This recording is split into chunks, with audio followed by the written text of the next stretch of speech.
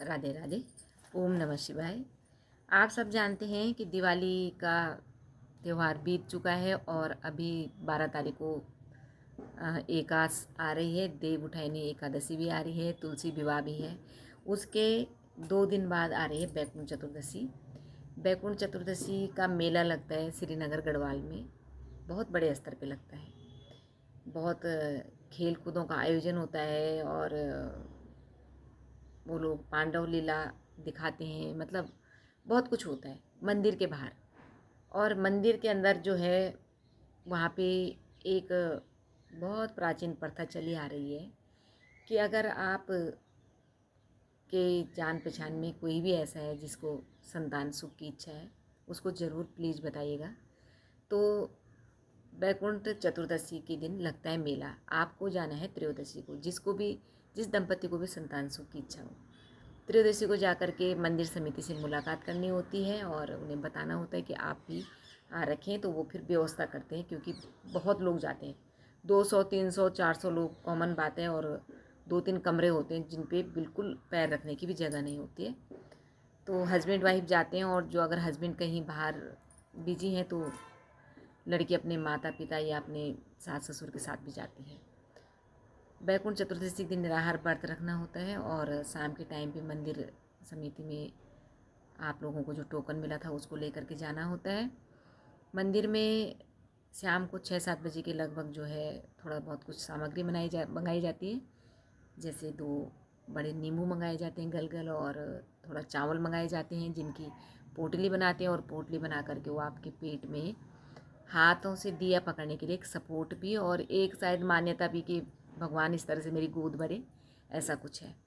तो 5-6 बजे के लगभग हो गए, हम लोग जैसे खड़े हो गए हैं, दिया पंडित जी जलाते हैं, मंत्र पढ़ते हैं और कुछ सावधानियां बताते हैं। तो 6-7 बजे के लगभग जो हस्बैंड वाइफ है वो अपने दिए को लेकर के खड़ी हो जाती है। मैं आपको इतना कॉन्फिडेंसली इसलिए बताती हूँ कि मैंने 2 बार खड़रात्रि की हुई है। आप लोग खड़े हो गए हैं दिया लेकर के, तो ऐसी शक्ति है वहाँ पे कि आपकी परीक्षा ली जाती है। आप खड़े हैं और आपको खड़े खड़े जो है थोड़ी देर के लिए कुछ भी सुनना और दिखना बंद होता है। वही शक्ति है जो आपकी परीक्षा लेने आ रही है। तो पहली बार जब मैं गई थी, मेरे साथ जब ये हुआ तो मैं एकदम से डर गई कि ये क्या हो रहा है, और मैंने दिया अपने हस्बैंड को पकड़ा दिया, जबकि नहीं पकड़ाना था, कुछ नहीं होता है। तो मैं वो सब जब करके वापस आ गई, और मेरी फ्रेंड थी, उसकी दादी ने मुझे पूछा, मैंने उसे बताया तो उन्होंने बोला कि बेटा तूने दिया नहीं देना था इसको, क्योंकि संतान औरत से होती है तो औरत को ही कष्ट उठाना पड़ता है ज़्यादा। खैर उसने मुझे बोला कि अगले साल फिर देखना अगर। तो अगले साल मैं गई यहाँ, मैं फिर कोटेश्वर मंदिर गई। कोटेश्वर मंदिर यहाँ नकोट चंबा के पास पड़ता है।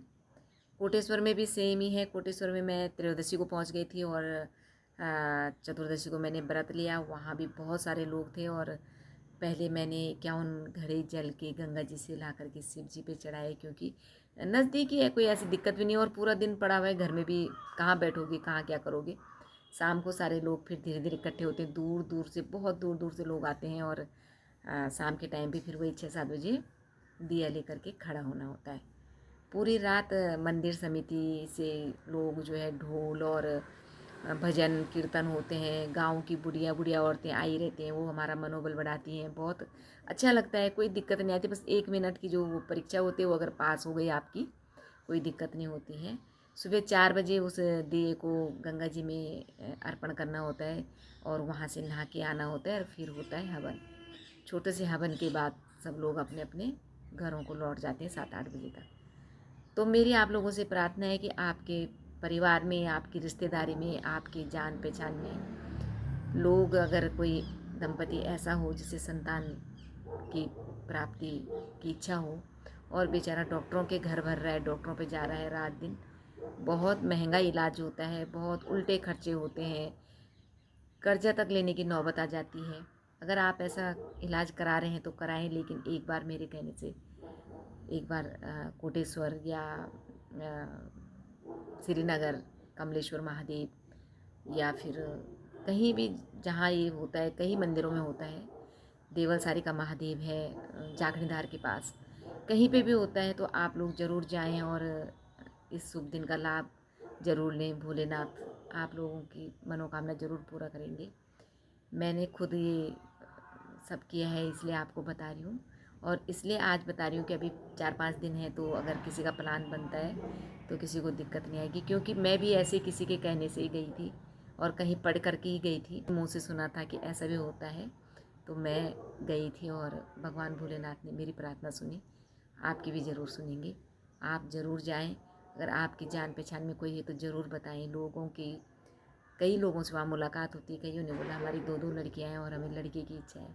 वैसे तो लड़के और लड़की में कोई भेद नहीं है, पर फिर भी परिवार पूरा दोनों बच्चों से होता है, बेटी और बेटे से। तो अगर जिसकी कोई ऐसा मन में हो तो वो ज़रूर जाए, भोलेनाथ पे विश्वास रखें और भोलेनाथ सबकी खाली झोली ज़रूर भरेंगे।